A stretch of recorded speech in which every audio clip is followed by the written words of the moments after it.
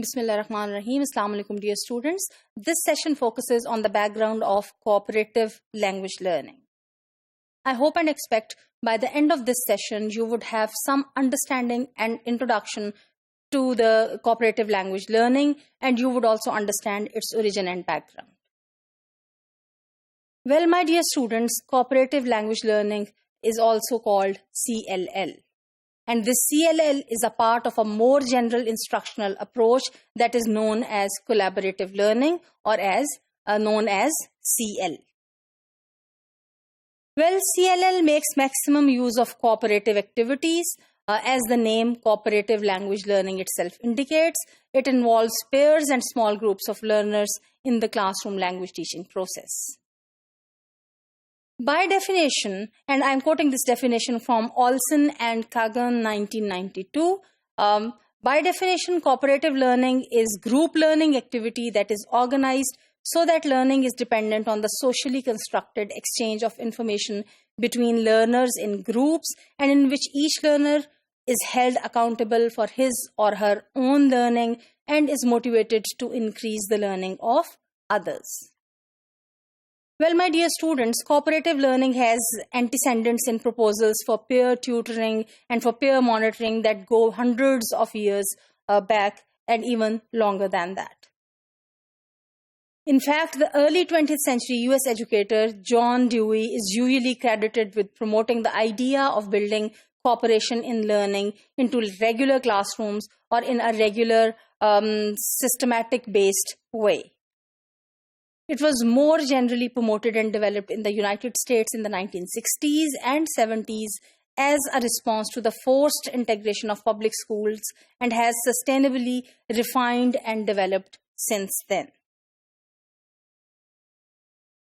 Well, educators were concerned that traditional models of classroom learning were teacher-fronted, they were teacher-centered, and they fostered competition rather than cooperation. The students felt threatened by each other, and instead of helping or enabling each other to get any part of the language learned, they rather felt that they were in a competitive situation.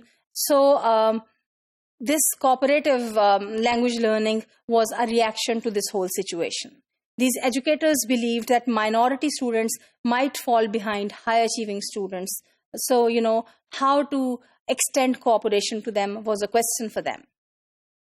Cooperative learning sought to do certain things, which include the following. Number one, to raise the achievement of all the students, including those who are gifted and all those who are academically handicapped. So, to create an environment of cooperation where the more gifted, where the more talented would cooperate, would extend help to the less gifted, to the less talented.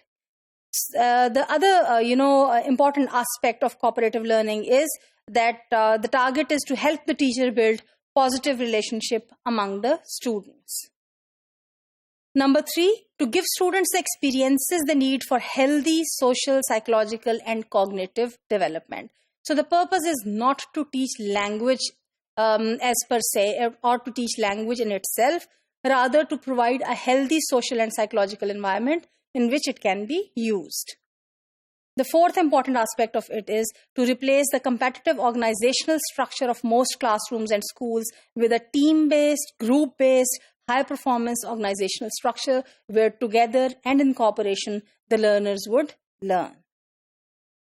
In second language teaching, that is CL, where it is often referred to as cooperative language learning, CLL has been embraced as a way of promoting communicative interaction in the classroom, and it is seen as an extension of the principles of communicative language teaching. As far as language teaching is concerned, in language teaching, its goals, that is the goals of cooperative language learning, include the following.